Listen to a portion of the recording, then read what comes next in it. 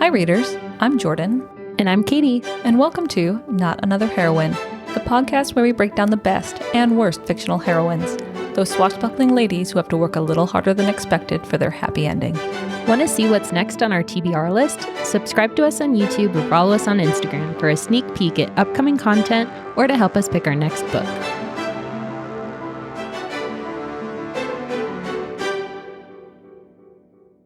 The pick of the week. That's all I got in me. I like that one, though. That's solid. It was subtle, just a little bit, a little something, something. It's enough. I'll go with it. Pick of the week, it is The Hanging City by Charlie Holmberg. Is it? I am second guessing everything in my life now. That's fair. That's fair. Is it Holmberg or Holmberg? I should have checked this before. I love that you're asking me because I've never read Oh this my book. God. You've read this author, though. What? Yes, The Paper Magician. What? I told you. I told you when I started reading this. Same author as The Paper Magician. You like her. You have never told me this. I did. Oh my God. What? Okay, so while Katie is researching, because I know what she's reading tonight. My brain is broken. So this was an Amazon. You're welcome. Shit. Yeah. You're welcome. Wow. Okay. I am in the conversation. Now you're reinvested in reading it tonight. Yes. Okay. It's excellent. It was an Amazon First Reads pick. So I think that means if you're a Prime member, you get to pick one of like 6 books to read. Oh, yeah. You were telling me about this. Yeah. I've done it twice now. So A Girl Called Samson was the other one that was the first read. So these are like... They're actually vetted. Yeah. Seems like. So they're decent. This was phenomenal. Wow. I read it. Like, it was a one-day read. Wow. Yeah. Okay. Yeah. Heavy hitters. Yeah. So where do I even start? It's such a unique story. So it's about a girl. It starts kind of right in the middle of a story. It feels like you're dropped in. Okay. And so she is on a quest to go find a goblin city, the Hanging City. Mm-hmm. And she is on the run from her evil father. Mm-hmm. And we kind of learn very quickly she has this special power, and she has the ability to inspire abject terror in other people. What the fuck? Yeah. Whoa. So she can project fear. It's really cool. I wish I had that. Yeah. There's sometimes that you need it. Yeah. But so the kicker is she also experiences the same level of fear that she's projecting, but her father has abused her for years as like a power tool, like to make political alliances and to like get money. So he like brings her in, like make them afraid of everything. And yeah, this girl, I forgot her name already. I just feel like that happens. Like... Yeah, I just read this book. Oh, Lark. Okay. So her nickname is Lark. She goes by Lark throughout the story. And so she runs away from home. She's been on the run for 8 years. The world is this desert setting, and there's like 4 different types of like humanoid type people. Mm-hmm. Humans, trolls, air people, water people. Air people. There's a real word for it. But there is like a drought going on. And so like there's no food, there's no water, and food and water are the most valuable commodities. Mm-hmm. So like money means next to nothing. That's the backdrop to her like massive quest to find like a city to belong in, because her father has like this massive reach and armies and influence, and it's like basically been hunting her since she ran away from home. And so the story picks up when she's 20, I want to say. Oh, so new adult. Yeah. Nice. Okay. Definitely new adult. I wish you guys could see Jordan's eyes. I was remembering one of the final scenes. Yeah. Yeah. I'm blushing. Our resident Victorian lady is like, her hands are on her waist. She's like fanning herself. This is great. So that was smut. And not a lot of it though. It's actually pretty. I would say this is PG-13 smut. Wow. Okay. At least for today's audiences. This would have been like NC-17 in like the 70s. That's fair. Yeah. Whatever. Anyway, she makes it to the Troll City, which is a hanging city, literally hanging in a wedge of a canyon, suspended by like cables and bars and magic, weird things. And so she says this like magic phrase she learned along the way, and she's granted entrance into this troll city, gets in front of this council of trolls who are like, you stupid human, like, why should we shelter you? Sorry. Okay, continue. I don't know if I'm going to make it through the whole fucking story. And she manages to convince them to let her stay in the troll city. And in this city, there's a caste system. Like there's big baddie trolls, there's shitty trolls, there's... Is this a monster romance? Oh, she's making a face. I love it. I've been wanting to do one for the pod, so please continue. It's absolutely a monster romance. Yes. And like there's no dancing around it either. These are fucking trolls. They're like 9 feet tall and green with like bone things protruding from their skin. We know what this means. Yeah. 9 feet tall. Mm-hmm. Continue. That's why it's got a PG-13. So anyway, but like Hanging City has a caste system. Humans are the lowest of the low. There's a very regulated population because it's a hanging city. So like there's not a lot of room for everyone. But she does a demonstration of her power on the troll council. And they're like, oh, this could be useful. You can stay. And so they assign her to this like 5th caste troll woman. Woman. Oh, well, continue. This troll she's assigned to like live with / serve and protect her until she figures out her way in the Hanging City her name is Unag, kind of like our... Oh no. Unag in a bad way or Unag in a good way? Unag in a good way. Okay, and, so she's like a very senior warrior type of troll. And so Lark's mission, like her assigned job while she's living in the Hanging City, is to help fight the canyon monsters.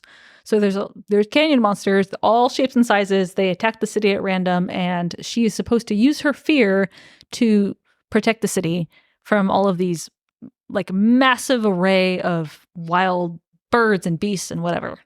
Massive spiders too. No, not my favorite. Not my favorite. So she's living with this warrior troll Unag, who's kind of like a gruff, like, I don't fucking like you, human, but here's some fucking food. Like, love it. Go sleep in the corner. Love it. They have a very cute, like, older sister, younger sister kind of relationship going on. And Lark she kind of makes it work in the Hanging City because all the trolls are massive, right? Like we're talking 7 to 9 feet tall on average. Like, and the whole premise behind the difference in cultures is trolls value strength above everything else. I can see that. And humans are just barbarians who kill everything, and they're tiny. Lark is like 6 feet tall.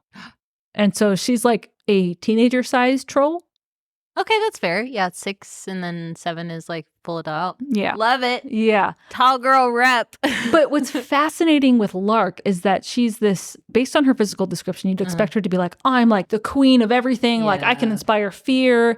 But she is this very meek, considerate, just wants to take care of people, just wants to find a city to belong in, wants to be loved, is tired of being afraid. Oh, Disney princess. She's kind of got some Disney princess vibes. She's also got this fear power thing going on. Love it. Love it. It's this interesting dichotomy, to overuse that word again. So not what you'd expect out of like the physical description of the character. Anyway, she's living with Unag, and then because space is limited in the Hanging City, Unag lives with her brother. Oh, there we are. And continue. We have met the love interest, whose name is Asmar, I think. Okay. I don't remember. Maybe. I read this book like 2 days ago. I should remember, but I don't. You just skip past the weird names. It is. But instead of being a warrior, like you would expect in like this kind of genre, he is an engineer. So he's like hot and smart. And so he's like a warrior turned engineer because he was doing battle. His whole backstory is all the trolls have to do like military service and protect the city until they're like 20. And so he was out on patrol in his early 20s, and he got like wounded in action, near death, and a human saved him and like nursed him back to life. And so he's kind of got like an altered perspective on humans. And so he interacts with Lark very differently than his sister does. But now like he's kind of given up his warrior ways, and he's like one caste lower than his sister because he's an engineer, not a warrior. Makes sense. Okay. Always walking around with like a pencil in his hair and like a sketchbook, and it's like, I do math. Math?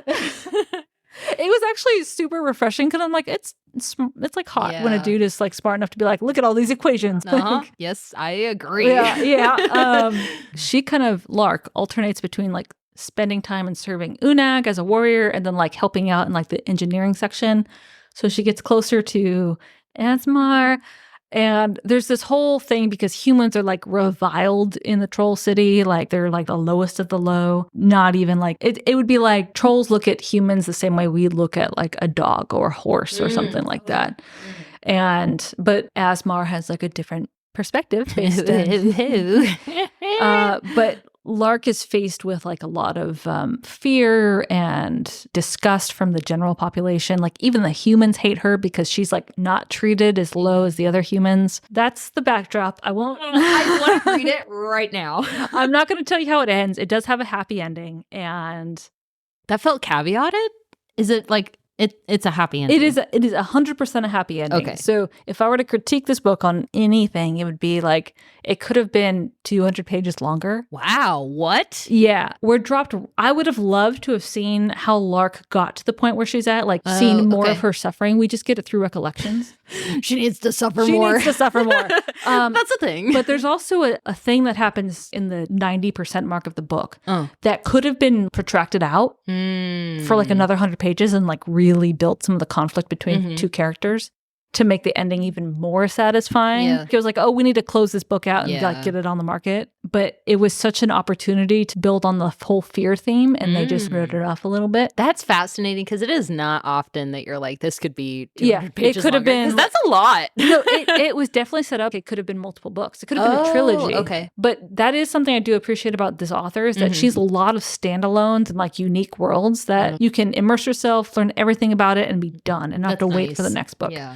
For this book, yes, I could have used more, but like totally smashed through it. You'll love it. It's fascinating. The second, I lied. One other caveat I had is that the main character kind of has like a little bit of martyr syndrome going on. I will suffer for you because I love you and that's who I am. Yeah. Okay, that's fine. Okay, get on with it. Like, next. But that's it. Like, and if that's it. Yeah, I mean that's like very small critiques. So it was phenomenal. And yet another win for like Amazon first reads, which is like, it's Amazon. I don't want to give them a win, but still good. Oh. So if I read this and I was immediately enamored, what are 3 other books that I could read to continue my enamoration? That's not a word, but now it is. Enamoration. We are making it a word. Yes. Eidolon.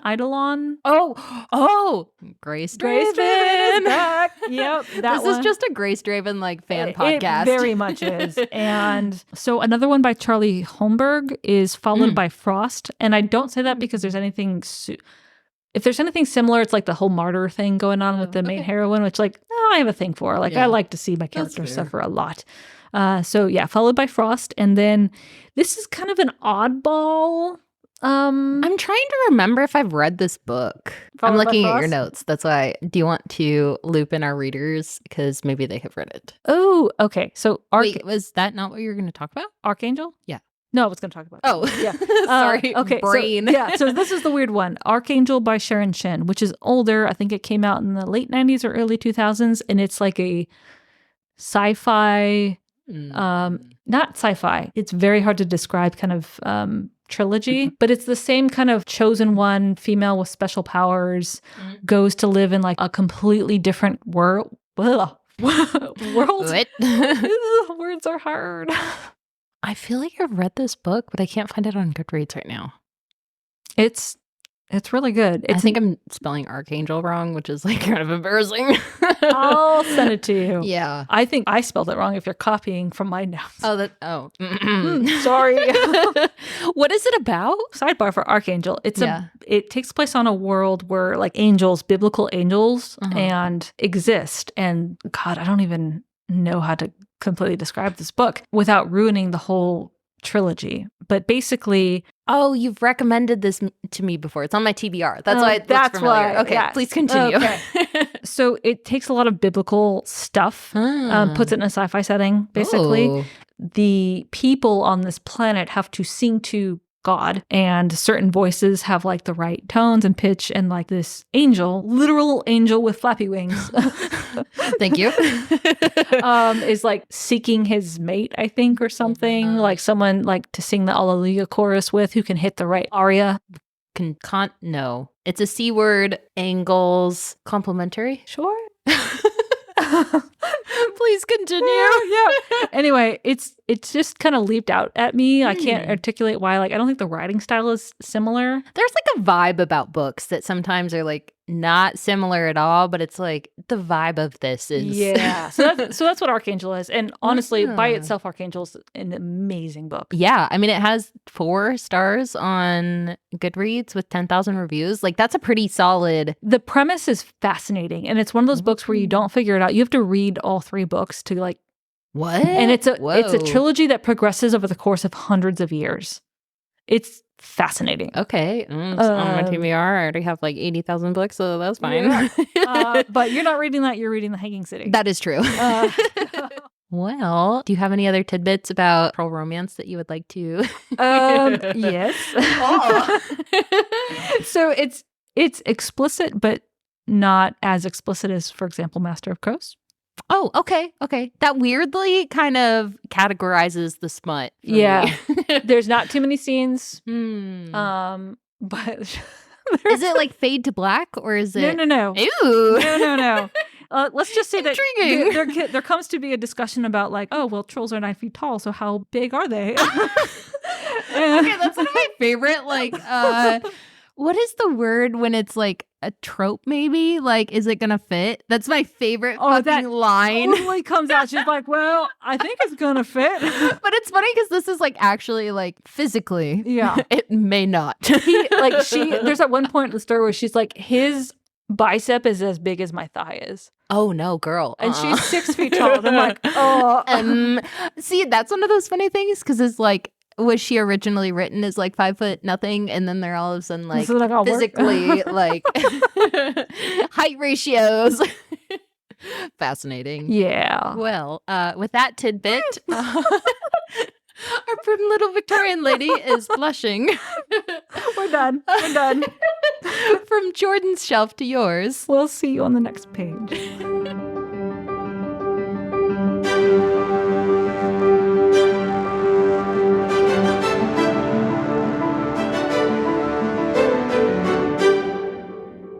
Hi, readers. If you'd like to help us pick our next book, send us a message on Instagram. Or if you'd like to just listen, we post new episodes every Monday and Wednesday on Spotify, Apple, and Amazon. Thanks for listening. Bussin'.